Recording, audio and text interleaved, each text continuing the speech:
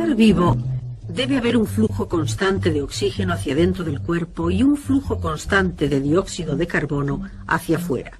Este intercambio de gases es obra del sistema respiratorio. La energía que nos mueve, que mantiene en funcionamiento el cuerpo, que mantiene vivas sus trillones de células, que lo mantiene a usted vivo, es liberada por el oxígeno proveniente del alimento que tomamos. Hay más que suficiente oxígeno en el aire que nos rodea. La mayor parte del mismo procede de las plantas verdes, un producto de desecho de la fotosíntesis. Se mete oxígeno en el cuerpo al respirar. El proceso de respiración implica el trabajo de los pulmones y de la lámina muscular que está por debajo de ellos, el diafragma. La respiración se inicia con señales procedentes del cerebro. Se inspira cuando grupos de células situados en la médula del cerebro envían impulsos nerviosos a los músculos sujetos a las costillas y al diafragma. Los músculos de las costillas se contraen levantando y extendiendo las costillas. El diafragma se contrae y se aplana. Estos dos movimientos aumentan el espacio interior del pecho y expanden los pulmones. Luego, la presión del aire dentro de los pulmones reduce la presión del aire que nos rodea. De este modo, el aire entra rápidamente, esto es, entra en los pulmones un 10% más de aire que el que había antes. Se ha inspirado. Las células nerviosas que están en el forro de los pulmones sienten esta situación expandida. Devuelven los impulsos a la médula y los grupos de células de allí cambian los impulsos que contraen los músculos de las costillas y del diafragma. Estos músculos se relajan. Los pulmones elásticos retroceden un poco y un 10% del aire que contienen se devuelve al aire que nos rodea. Se ha expirado.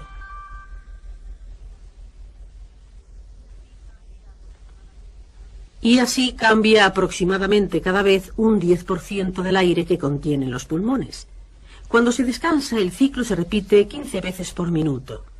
Veamos ahora cómo llega a las células el oxígeno que se inspira y cómo sale el dióxido de carbono.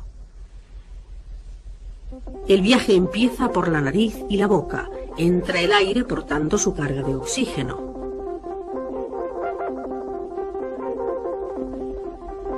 Las superficies húmedas del interior de la nariz y de la boca humedecen el aire y la sangre caliente que fluye por los capilares que recorren estas superficies lo calientan.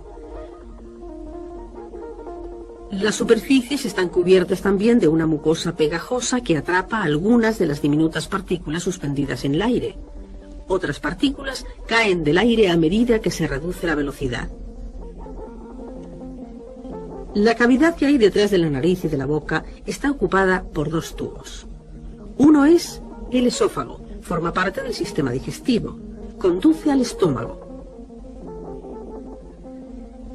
El otro es la tráquea, forma parte del sistema respiratorio y dirige el aire que inspiramos hacia los pulmones. La entrada de la tráquea está guardada por una tapa muscular, la epiglotis. Mientras se respira, esta tapa permanece abierta, pero tan pronto como empezamos a tragar, se cierra automáticamente, cubre el extremo de la tráquea y normalmente impide que entre en ella y en los pulmones nada que no sea el aire. La tráquea es un tubo blando, pero se apoya y lo mantienen abierto anillos de cartílago. Aquí se puede ver dónde la tráquea se separa del esófago.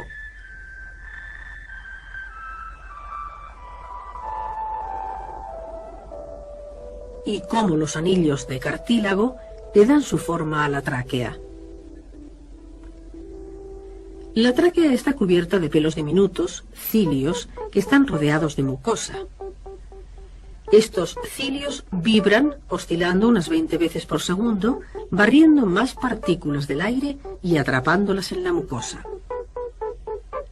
El movimiento oscilatorio de los cilios devuelve las partículas hacia la garganta donde se tragan y el sistema digestivo se deshace de ellas. El aire que se ha limpiado, calentado y humedecido baja por la tráquea. La tráquea se divide luego en dos tubos menores llamados bronquios.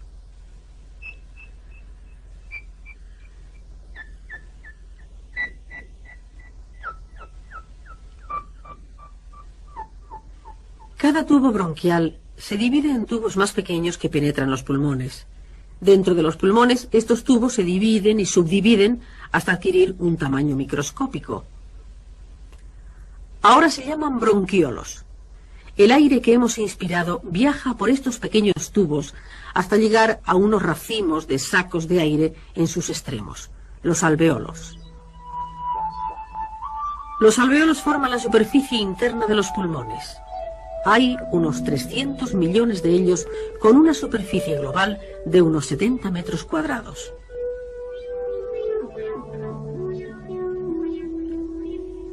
Estos diminutos sacos de aire proporcionan la amplia superficie que necesitan los trillones de células del cuerpo para obtener su provisión de oxígeno del aire. Cada saco de aire, o alveolo, está cubierto por una fina película de fluido y patrullado por células sanguíneas blancas, fagocitos. Los fagocitos se tragan y eliminan la materia intrusa.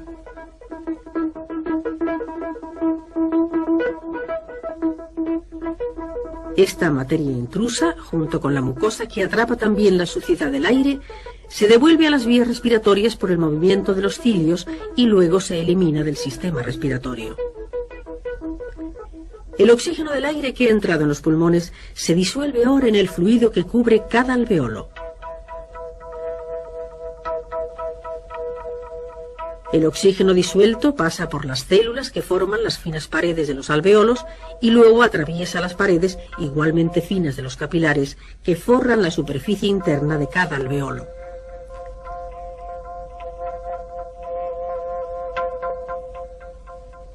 Este movimiento del oxígeno es un proceso denominado difusión y funciona de esta manera. Cuando la presión del gas sobre un lado de la membrana celular es mayor que sobre el otro, el gas se moverá por ella hasta que exista la misma presión en ambos lados. Pero si el gas que penetra se elimina constantemente, la presión nunca se iguala y el gas sigue difundiéndose. Y esto es lo que ocurre en los pulmones. El oxígeno que pasa por los alveolos a los capilares se lo está llevando constantemente la sangre.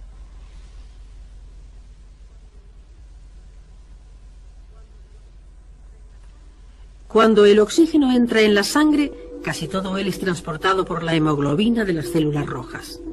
La hemoglobina es una molécula compleja de base de hierro que se vuelve roja cuando se une químicamente con el oxígeno. Esto es lo que le da a la sangre su color rojo.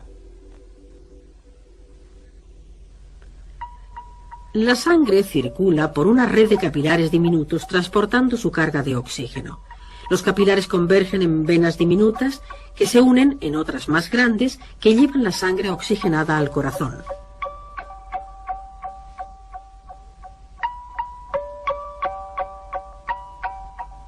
Ahora, el corazón bombea la sangre con su oxígeno a las arterias, que llevan la sangre a todas las partes del cuerpo, llegando finalmente a los capilares de un diámetro tan pequeño que solo puede pasar por ellos una célula roja. Ahora, una nueva diferencia de presión mueve el oxígeno, echándolo esta vez fuera de la sangre. Pasa por las finas paredes de los capilares al fluido que rodea las células y después a las células mismas. Y así se ha cumplido la primera gran tarea del sistema respiratorio. El oxígeno del aire ha llegado a las células. En las células, el oxígeno participa en reacciones químicas que liberan energía de los nutrientes que hay. Uno de los productos de desecho de estas reacciones es dióxido de carbono. Y ahora empieza la segunda gran tarea: sacarlo del cuerpo. Primero, el dióxido de carbono pasa de las células y a través de las paredes de los capilares a la sangre. Gran parte de este gas se une con materiales químicos en la hemoglobina y se queda en las células rojas de la sangre. Pero más de la mitad del dióxido de carbono lo transporta el plasma, la porción acuosa de la sangre. La sangre circulante lleva el dióxido de carbono al corazón y luego a través de él a los pulmones. La sangre afluye de nuevo a los capilares que rodean los sacos de aire, los alveolos, que constituyen los pulmones. Nuevo dióxido de carbono abandona la sangre, pasando por las paredes de los capilares y de los alveolos.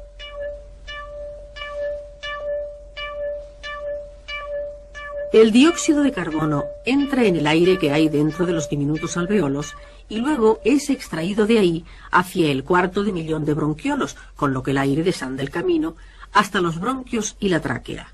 Lo expira y se ha efectuado la segunda gran tarea del sistema respiratorio. La cantidad de dióxido de carbono existente en la sangre controla el ritmo y la profundidad de la respiración, porque las células nerviosas de la médula del cerebro son sensibles al contenido de dióxido de carbono de la sangre. Cuando sube el nivel de dióxido de carbono, las células nerviosas envían impulsos a los músculos de las costillas y al diafragma. Acelera el ritmo y la profundidad de la respiración, aumentando la velocidad a la que se puede eliminar el dióxido de carbono del cuerpo. El nivel de dióxido de carbono de la sangre controla también cómo late el corazón y, por tanto, la rapidez con que se mueve la sangre por el sistema circulatorio.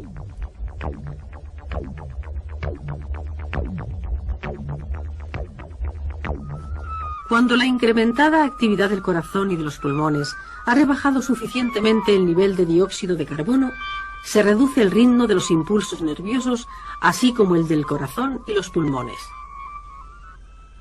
Justo antes de que el aire salga de la tráquea, pasa por las cuerdas vocales, dos cuerdas fibrosas situadas en la laringe que se extienden por el pasaje. El aire en movimiento que pasa por las cuerdas vocales puede hacerlas vibrar y produce sonidos. Los músculos que tensan y relajan estas cuerdas pueden cambiar el tono del sonido que producen. Este sonido puede cambiar aún más si movemos la lengua, los labios y la mandíbula, cambiando la forma de la boca. Todo esto produce el lenguaje y la canción. El dióxido de carbono que se expira al aire es reciclado por las plantas. Y así continúa el ciclo. Se respira, se habla, se canta y prosigue el trabajo del sistema respiratorio.